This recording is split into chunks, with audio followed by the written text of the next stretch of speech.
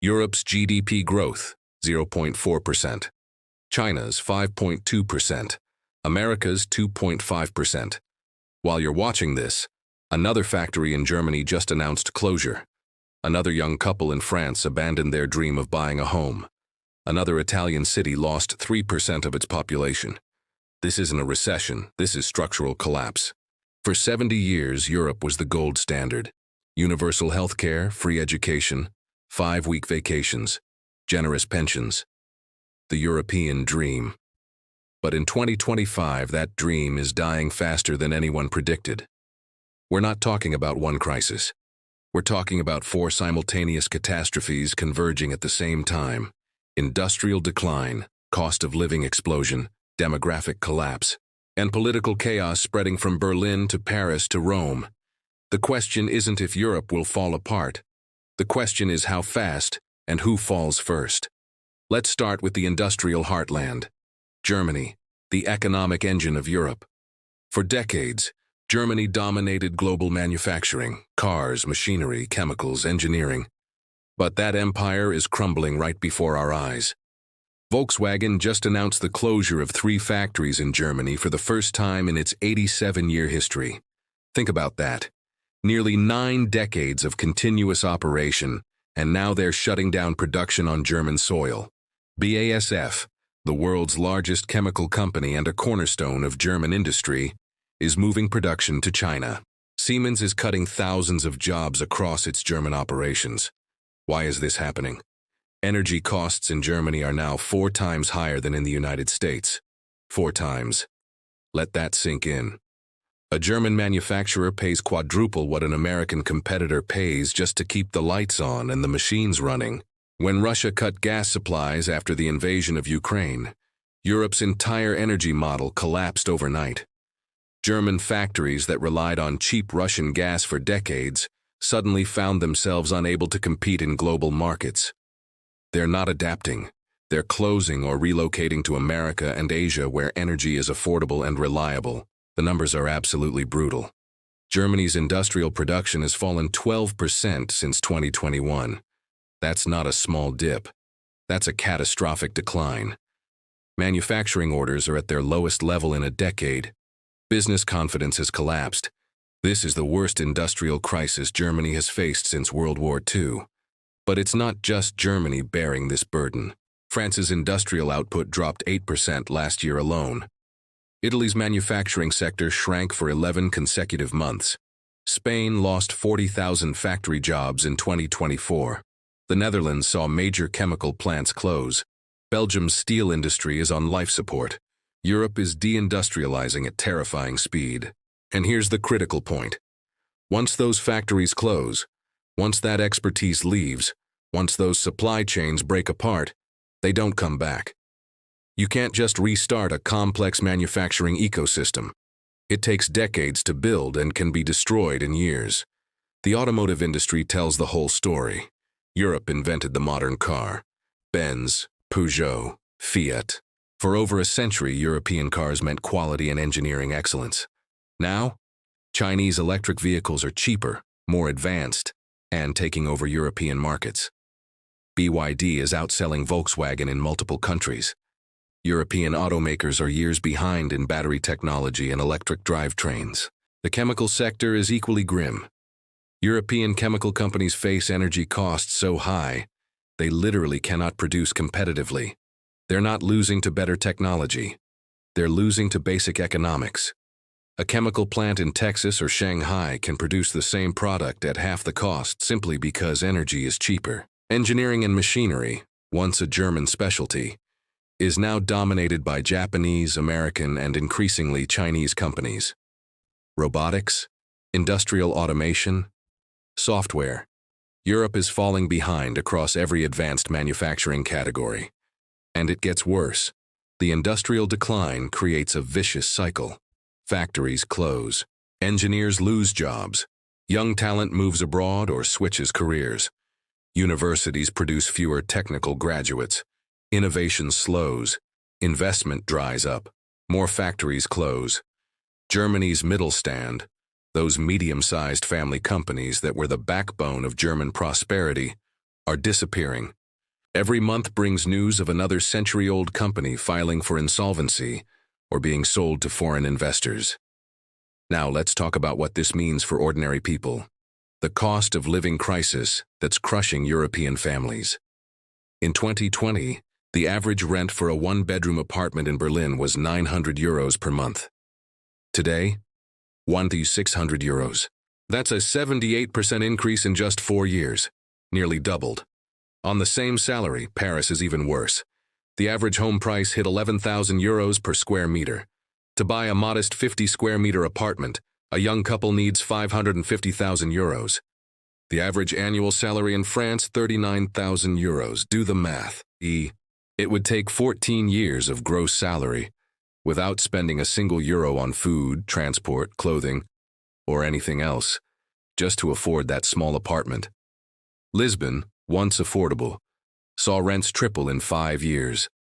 Barcelona's housing market is completely detached from local incomes. Amsterdam requires couples to earn over €100,000 combined just to qualify for a mortgage on an average home.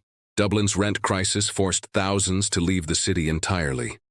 Every major European city is now unaffordable for the people who actually live and work there. Not just expensive. Unaffordable. Young professionals with good jobs are living with their parents into their 30s. Families are being pushed to the suburbs, then to smaller cities, then out of urban areas entirely. The middle class is being systematically priced out of Europe's cities. Teachers can't afford to live near their schools. Nurses commute 2 hours each way. Police officers qualify for housing assistance. These are not low-wage workers. These are essential professionals who cannot afford to live in the cities they serve. Meanwhile, grocery prices surged 25% across Europe since 2021. Walk into any supermarket in Rome, Madrid, or Brussels, and you'll see the reality. A basket of basic groceries that cost €80 3 years ago now costs over €100. Bread, milk, eggs, vegetables. The fundamentals of life are becoming luxury items for struggling families. Energy bills doubled, sometimes tripled. Families in Germany and France faced winter heating bills of €300 to €500 per month. Elderly people choosing between heating and eating. Working families wearing coats inside their homes to save money. This is happening in wealthy European countries in 2025. Insurance costs are skyrocketing. Home insurance up 40%. Car insurance up 35%. Health insurance premiums rising faster than inflation. Every aspect of life costs more, and it's accelerating. Wages? They grew by maybe 3 to 5% in the same period. Maybe. In many sectors, real wages actually declined when adjusted for inflation. The gap between cost of living and income is widening every single month. The middle class is being systematically crushed between stagnant wages and exploding costs. Here's the brutal comparison. In 2024, the median rent-to-income ratio in Europe hit 42%. That means the average European spends 42% of their income just on rent. In the United States, it's 30%. In Asia, it's 25%. Europeans are spending nearly half their income just to keep a roof over their heads before food, transport, healthcare, or saving anything for the future. This is mathematically unsustainable. You cannot build a stable society when half the population spends half their income on housing. You cannot raise families. You cannot save for retirement. You cannot take risks or start businesses. You're trapped in survival mode. And it's getting worse every quarter. Landlords raise rents annually. Property prices keep climbing. But salaries stay flat. The gap widens. The pressure builds. Something has to break. But even if Europe somehow fixed its economy tomorrow, even if factories reopened and housing became affordable, there's a deeper problem.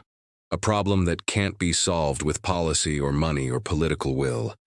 Demographics. Europe is dying. Literally, not metaphorically, the population is shrinking and it's accelerating. Italy's birth rate, 1.24 children per woman. Spain 119, Greece 132, Portugal 135, Germany 146, Poland 129. You need 2.1 children per woman just to maintain a stable population. just to replace people who die. Europe is far, far below that threshold and falling every single year. In 2024, Italy's population shrank by 179,000 people in just 1 year. That's equivalent to losing an entire city the size of Modena. Gone. Every year. By 2050, Italy will lose 10 million people, 1/6 of its entire current population. Vanished. Germany will lose 8 million people by 2050. Spain, 5 million. Poland, 4 million. Greece, 2 million. Portugal, 1.5 million. These aren't wild projections or worst-case scenarios. This is already happening. The decline has begun. It's visible in the data right now. Walk through rural Italy, Spain, or Portugal, and you'll see it with your own eyes. Villages with more houses than people. Schools closing because there are no children to teach. Churches holding funerals but no baptisms. Shops shuttered. Young people gone to cities or abroad. Entire regions are turning into ghost towns. In Spain, they're called empty Spain, the hollowed-out interior where populations collapsed. In Italy, hundreds of villages are selling houses for €1 just to get anyone to move there. €1. And still, there are no buyers. And here's the nightmare that keeps European leaders awake at night. As the population shrinks, the number of elderly people explodes. By 2040, 1 in 3 Europeans will be over 65 years old. 1 in 3. Think about what that means. Who will pay for their pensions? Europe's pension systems were designed when populations were young and growing, when many workers supported few retirees. Now the ratio is collapsing. Soon there will be 2 workers for every retiree. Then 1.5. The math doesn't work. Who will staff the hospitals and care homes? Europe already faces severe shortages of healthcare workers. As the population ages and needs more care, there will be fewer young people to provide that care. Elderly people in Germany and Italy already wait months for basic medical procedures. Who will keep the economy running? Who will work in factories, restaurants, construction, logistics? Who will pay the taxes that fund government services? Who will buy homes and cars and drive consumer spending? There's no answer. European governments have tried everything. Baby bonuses, free childcare, extended parental leave, tax incentives. Nothing works. Birth rates keep falling. Young Europeans simply aren't having children. Why? The cost of living crisis makes children unaffordable. Careers demand total commitment. Climate anxiety. Housing too expensive. Future too uncertain. The very conditions Europe created are destroying its demographic future. Europe encouraged immigration to fill the gap. Millions arrived from Africa, Middle East, Asia. It partially solved the labor shortage, but it created a massive political crisis. Cultural tensions, integration failures, rise of far-right movements, backlash against multiculturalism. Now, anti-immigration parties are winning elections across the continent, promising to close the borders and deport migrants. But if they succeed, if immigration stops, the demographic collapse accelerates immediately. Europe loses the only source of population growth it has. Europe is trapped in an impossible situation. Without immigration, the population collapses and the economy dies. With immigration, political instability grows and societies fracture. There's no easy answer. No compromise that satisfies both economic and political needs. And that brings us to the 4th simultaneous crisis. Political disintegration. The collapse of stable governance across Europe. In the last 2 years alone, governments collapsed in Germany, France, Netherlands, and Belgium. Not small political shuffles. Complete government collapses requiring new elections or emergency coalitions. This is unprecedented instability for peacetime Europe. Populist and far-right parties are surging across the continent. Protests and strikes are constant. Every week brings news of another major demonstration, another transport strike, another violent clash between protesters and police. In France, Emmanuel Macron's government nearly fell apart after pension reform riots. Millions took to the streets. Paris burned. Police fought pitched battles with protesters. Macron forced through pension changes without a vote. triggering a constitutional crisis. His approval rating collapsed to 25%. The political center cannot hold. In Germany, the coalition government collapsed in spectacular fashion in late 2024, triggering early elections. The far-right AfD is polling at record highs, over 20% nationally and leading in eastern states.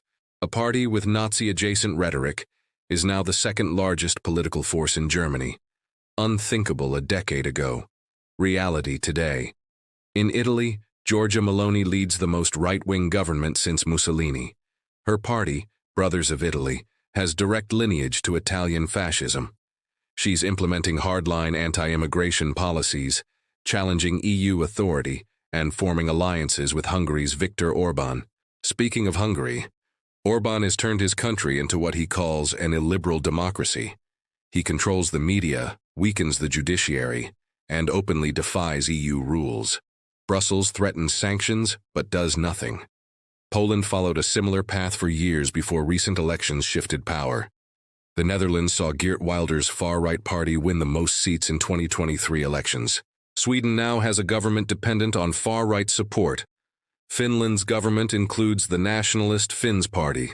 Austria's Freedom Party is leading polls.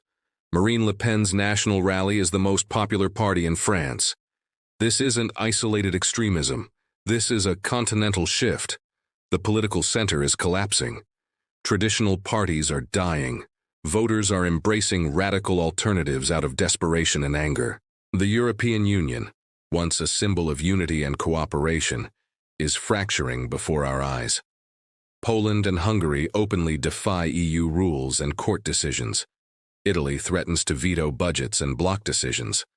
France and Germany, the traditional Franco-German axis that drove European integration, can't agree on anything anymore. Energy policy, divided. Defense spending, divided. Immigration policy, completely divided. Fiscal rules, no consensus. Green Deal implementation, constant fighting. The EU is paralyzed by internal conflict. Brexit was just the beginning, the first crack. Now the entire structure is showing stress fractures. Opinion polls show declining support for the EU across multiple countries. Eurosceptic parties are winning elections on promises to reclaim national sovereignty. And the worst part? Nobody has solutions. The political left proposes spending more money that Europe doesn't have. Higher taxes, more welfare, more regulation. But Europe's debt is already unsustainable, and growth is dead. The political right proposes closing borders, cutting welfare, and deporting immigrants. But this doesn't address energy dependence, industrial decline, or demographic collapse. It's reaction without solutions. The center tries to maintain status quo while everything burns. They offer minor tweaks to systems that are fundamentally broken. They lose credibility every day. European citizens see their living standards declining while politicians argue about pronouns and symbolism. The disconnect between political elites and ordinary people has never been wider. Trust in institutions is collapsing. Let's put this entire crisis in perspective with a ranking. Which European countries are collapsing fastest? Which will fall first? Number 5. Netherlands.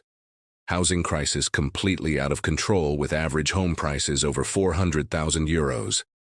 Farmer protests destabilizing the government over environmental regulations. Political gridlock with far-right parties in power. Immigration tensions rising. The Dutch model is breaking.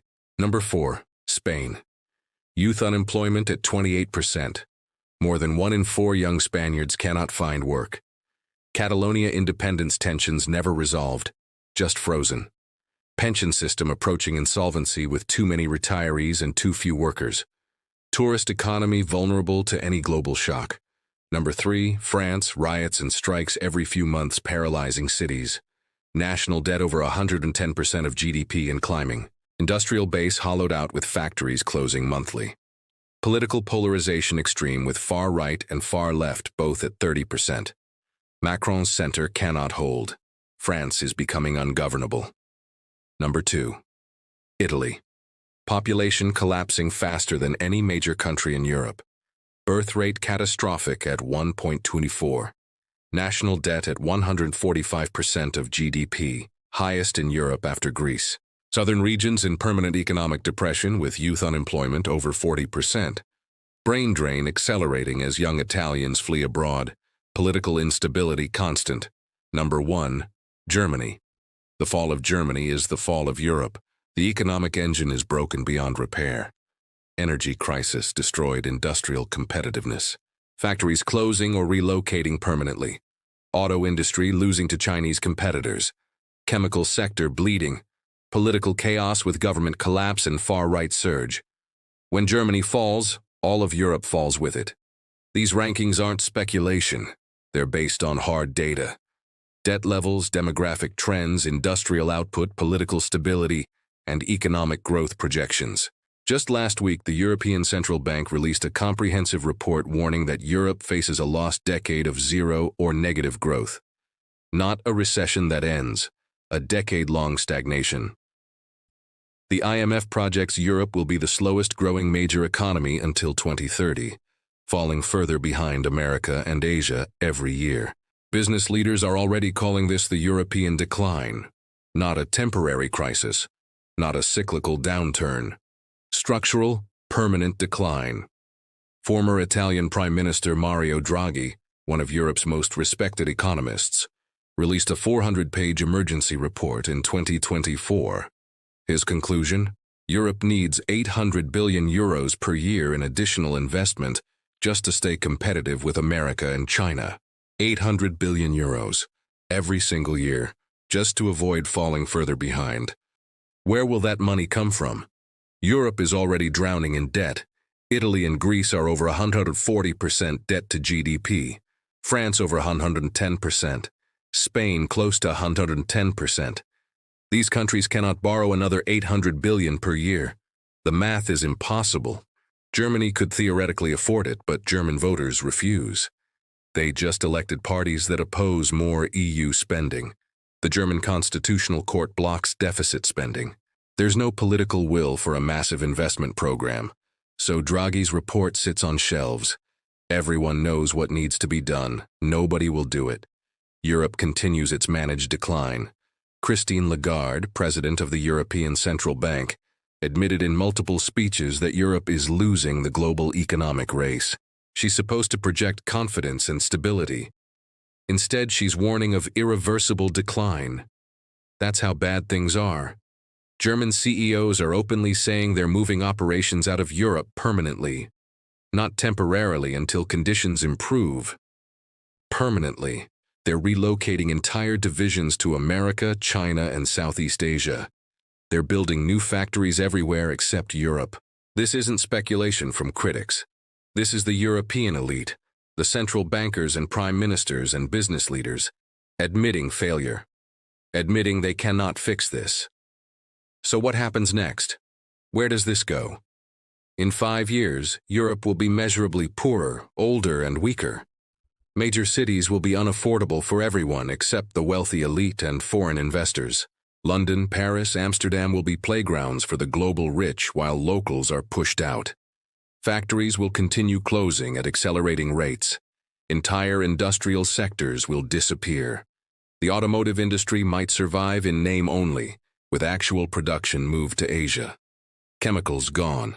Advanced manufacturing gone. Europe becomes a service economy for tourists and retirees. Youth unemployment will hit record levels as economies stagnate and opportunities vanish. Brain drain will accelerate. The best and brightest young Europeans will emigrate to America, Canada, Australia, anywhere with better prospects.